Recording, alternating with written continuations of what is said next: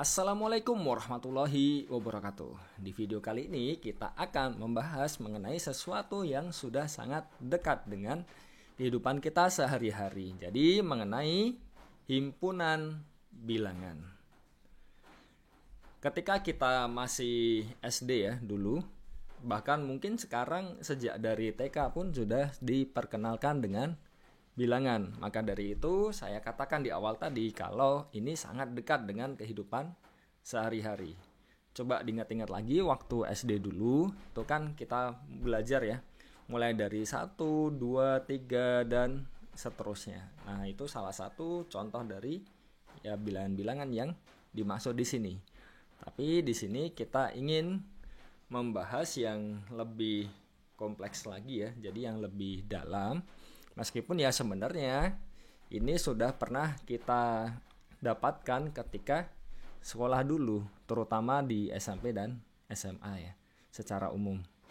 Oke, kita mulai saja. Pertama, kita ingat-ingat lagi ya, yang awal-awal kita tahu terlebih dahulu, itu adalah himpunan bilangan asli. Itu mulai dari 1, 2, 3, dan seterusnya. Jadi ini adalah salah satu himpunan bilangan yang sangat dasar yang sudah kita tahu sebelumnya. Terus selanjutnya ada himpunan bilangan bulat. Jadi di sini kita tidak hanya punya yang positif, tapi kita juga punya yang negatif. Jadi ada dua sisi di situ. Dan tengah-tengahnya apa? Kita punya 0.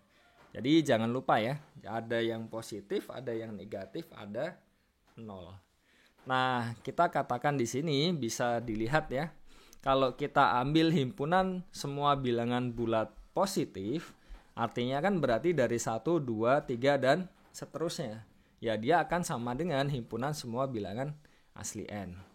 Nah, tapi bedakan dengan ketika kita mengatakan himpunan bilangan bulat tak negatif. Kalau tak negatif artinya 0 masuk. Atau yang kalau dulu kita biasa sebut dengan himpunan bilangan cacah, ya kan? 0, 1, 2, 3 dan seterusnya. Selanjutnya, pengembangan sedikit dari himpunan bilangan bulat, ya kita punya pecahan ya di sini dalam tanda kutip ya. Jadi kita punya himpunan semua bilangan rasional Q. Apa itu Q? Isinya adalah semua bilangan yang berbentuk A per B, di mana penyebutnya tidak boleh 0 kan, dan ya pembilang penyebutnya adalah suatu bilangan bulat. Contohnya apa? Ya banyak. Contoh paling sederhana, ya semua yang ada di bilangan asli itu pasti juga anggota bilangan rasional. Kenapa? Karena kita bisa menyatakan ini semua dalam per 1, ya kan? Jadi kita peroleh N itu subset dari Q, subhimpunan dari Q. Terus bagaimana dengan Z, himpunan semua bilangan bulat?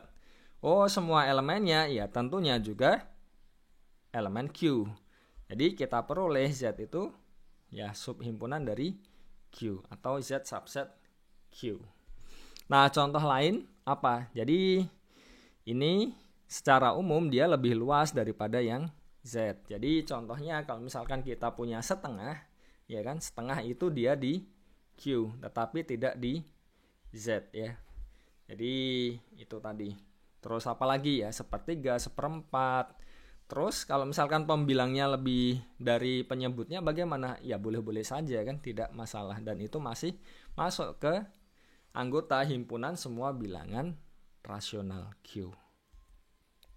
Nah, selanjutnya ada sedikit konsep di sini yang agak berbeda. Jadi bagaimana kalau misalkan dia tidak dapat dinyatakan dalam A per B tadi, di mana B-nya tak 0 dan AB-nya bilangan bulat.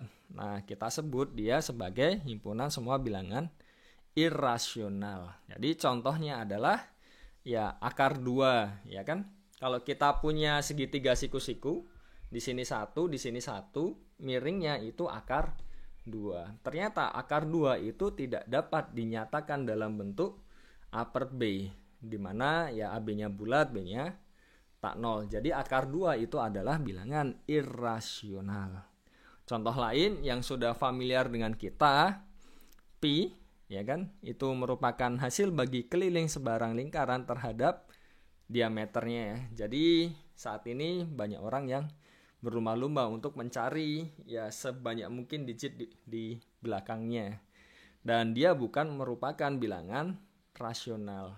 Nah, kenapa? Nanti kita akan bahas lebih lanjut. Dan yang terakhir yang akan kita bahas di sini adalah himpunan semua bilangan real, yaitu ya semua yang ada di Q ini digabungkan dengan yang di sini. Jadi gabungan antara yang rasional dengan yang irasional, semua dijadikan satu bilangan real ya, himpunan bilangan real. Nah, bagaimana cara membedakannya apakah dia rasional atau irasional? Pertama, paling mudah itu ya melihat bentuk desimalnya. Jadi ini salah satu langkahnya saja ya. Jadi kalau misalkan kita punya bilangan rasional, kalau kita tuliskan sebagai bentuk desimal, itu kemungkinan pertama dia belakang komanya dia berhenti. Dan kalau dia belakang komanya berhenti, ya jelas kita dapat menyatakan dalam per 10 pangkat sesuatu kan di sini. Jadi ini contohnya 3,14. Kita dapat nyatakan karena di sini 2 angka di belakang koma, berarti kan di sini penyebutnya kita buat 10 pangkat 2 juga. Jadi kalau misalkan di sini di belakang koma ada 1000, ya sama saja nanti pernya ini di 10 pangkat 1000 kan. Jadi nolnya ada 1000 kan, sama saja. Jadi bisa dilihat dengan jelas di sini kalau bentuk desimalnya dia berhenti, dia merupakan bilangan rasional. Nah, selanjutnya ciri kedua, kalau dia tidak berhenti, nah dia berulang dan beraturan berulangnya. Contohnya seperti ini. 3,1414141414 dan seterusnya. Nah, dia merupakan suatu bilangan rasional. Nah, kenapa seperti itu? Karena kita bisa misalkan ini misal ya dengan X, terus selanjutnya X itu dikalikan dengan ya ini misal ini berulang setiap 2 kan. Nah, itu dikalikan 10 pangkat 2-nya. Nanti kita kurangkan bisa dapat A per B-nya. Oke, secara umum seperti itu. Jadi kalau misalkan di sini berulangnya setiap misal setiap 500 digit dia baru berulang. Bagaimana cara mencarinya? Ya misalkan dia sesuatu terus ya dikalikan dengan 10 pangkat ya berapa kali berulangnya tadi ya. Nah, nanti ketika kita kurangkan kita dapat digit yang berhenti. Jadi ya mirip seperti yang di awal tadi. Kita akan bisa menyatakannya dalam bentuk A per B pasti kalau dia belakang komanya beraturan berulang beraturan. Terus kalau yang irasional bagaimana? Jadi ya intinya adalah ketika kita nyatakan dalam bentuk desimal di belakang komanya dia tidak berhenti dan tidak berulang. Jadi tidak ada polanya di situ. Contohnya seperti kalau misalkan kita punya akar 2, ini kalau kita luruskan lagi ya, cari sampai misalkan ya, sampai jutaan digit di belakang koma pun, kita tidak akan bisa menemukan polanya. Jadi akar 2 itu merupakan bilangan irasional. Terus bagaimana dengan pi? Jadi kalau di Indonesia kita biasa menyebut dengan pi ya, tapi di beberapa negara menyebutnya dengan pi. Seperti di Singapura itu pi. Jadi di sini nah pi itu irasional karena kalau kita cari terus dia tidak akan berulang. Dan bedakan 3,14 dengan pi. Jadi untuk mempermudahkan perhitungan ya biasanya dipakai 3,14. Dia suatu nilai yang cukup dekat dengan pi, tapi dia tidak sama dengan pi sebenarnya. Jadi nilai ini hanya untuk mempermudah perhitungan sesuatu yang sudah sangat dekat dengan pi. Oke ya. Nah, sebagai catatan saja, ada cukup banyak orang yang mencari digit di belakangnya pi ini sebanyak mungkin. Dan menurut Wikipedia ya di sini ya. Jadi pada bulan Maret 2019 salah satu staf di Google itu sampai menghabiskan 121 hari, lama sekali ya, sampai 4 bulan untuk menghitung sampai triliunan digit dari pi. Jadi sampai 31,4 triliun digit dari pi. Dan dari situ ya tentunya dia pasti melihat kalau ya tidak akan ada polanya, tidak berulang karena dia merupakan bilangan irasional. Oke, selanjutnya bagaimana dengan sifat-sifatnya? Jadi ini beberapa sifat yang sudah kita tahu ketika kita sekolah dulu ya. Pertama kalau kita ini jadi dua bilangan dikalikan di sini negatifnya ya kan akan berlaku seperti ini. Jadi diingat-ingat lagi ya tentang minus, jangan bingung dengan perkalian yang negatif ya. Dan kalau dua-duanya negatif, nah dikalikan jadi negatifnya hilang. Terus negatif dari suatu negatif bilangan jadi dia sendiri. Terus selanjutnya berhati-hatilah ketika kita membagi suatu bilangan di sini itu pembaginya tidak boleh nol penyebutnya ya. Jadi A per 0 itu tidak terdefinisi. Jadi ya beberapa orang ada yang masih bingung sepertinya. Ada yang menuliskan 0 per 0 itu 1 padahal ya tidak. Jadi itu salah ya. Jadi sesuatu per 0 itu tidak terdefinisi. Terus selanjutnya ada hukum kanselasi atau ini saling menghilangkan ya di sini ya. Contohnya di sini ada plus C, ini ada plus C, hilang C-nya. Perkalian, nah lagi-lagi harus kita cek ya, apakah yang dikalikan itu 0. Kalau yang dikalikan itu tidak 0, di sini C-nya tidak 0, berarti kita punya A sama dengan B.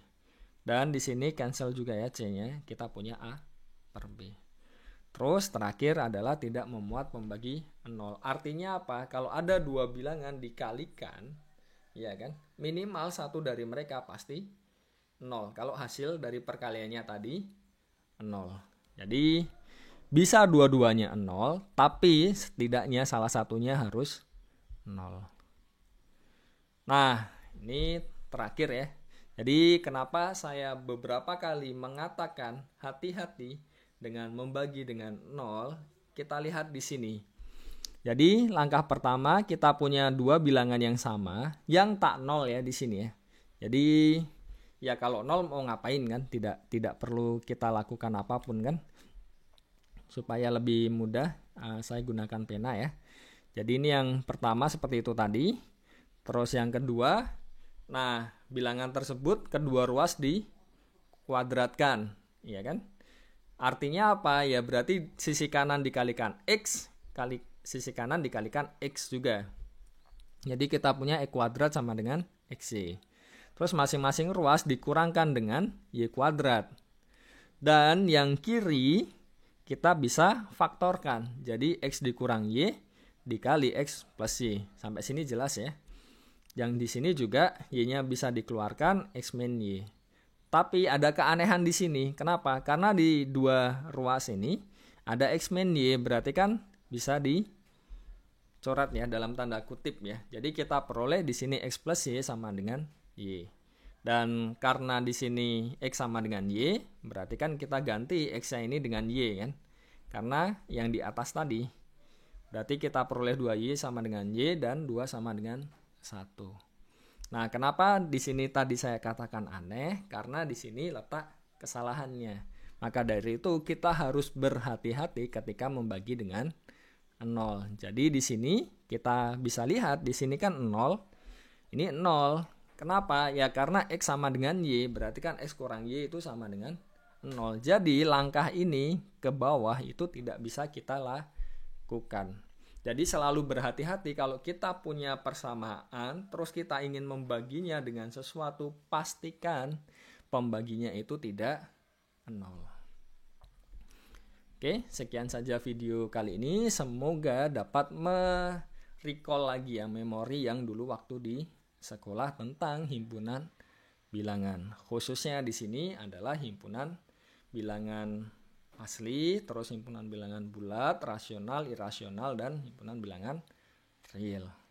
Oke, sekian video kali ini. Semoga bermanfaat. Wassalamualaikum warahmatullahi wabarakatuh.